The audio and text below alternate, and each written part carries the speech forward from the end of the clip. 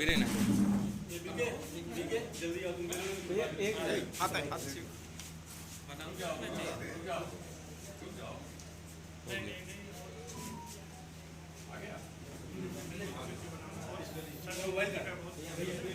है कि इस बार गुजरात से लेकर उत्तर प्रदेश तक बदलाव की बयार बह रही है।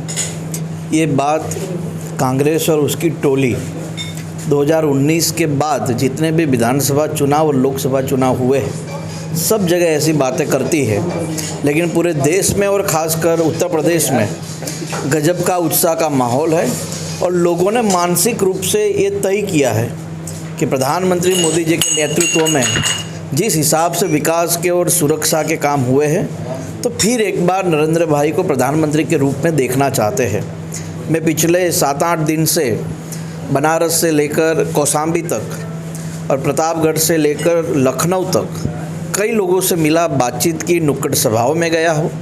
सब लोगों का यह मानना है कि 2017 से पहले जो उत्तर प्रदेश था और योगी जी के आने के बाद और मोदी जी के नेतृत्व में पिछले 6-7 सालों में जो उत्तर प्रदेश बना है, बस इसी उत्तर प्रदेश को कायम रखने के लिए सुरक्षा को मद्देनज़र जिस हिसाब से काम हुआ है, विकास का काम हुआ है, तो एक बार फिर सबसे ज़्यादा सीटों के साथ उत्तर प्रदेश को पहले नंबर पे रखने के लिए सब लोग तैयार हैं। और मैं दावे के साथ ये मानता हूँ कि 80 में से 80 सीट इस बार भारतीय जनता पार्टी उत्तर प्रदेश से जीतेगी।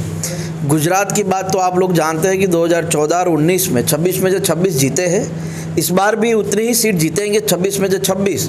लेकिन पहली बार ऐसा होगा कि गुजरात की सारी सीटों पे 5 लाख से अधिक वोटों से जीत होने वाली है। लेकिन उत्तर प्रदेश में जो है वो अखिलेश यादव और राहुल गांधी, अरविंद केजरीवाल, ये सारे लोग एक हो गए हैं। तो ये पहली बार थोड़ी हुए हैं, 2019 में भी हुए थे, उससे भी गजब बात है कि 2017 में हुए थे। लेकिन यहाँ की जनता ने स्पष्ट मैंडेट कमल के फूल के साथ माननीय प्रधानमंत्री मोदी जी की तरफ दिया था।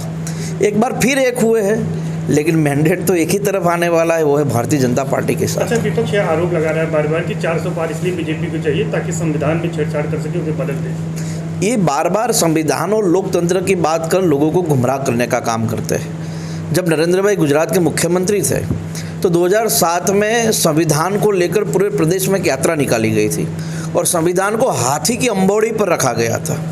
नरेंद्र भाई ने संविधान को, लोकतंत्र को मजबूत करने का काम किया है।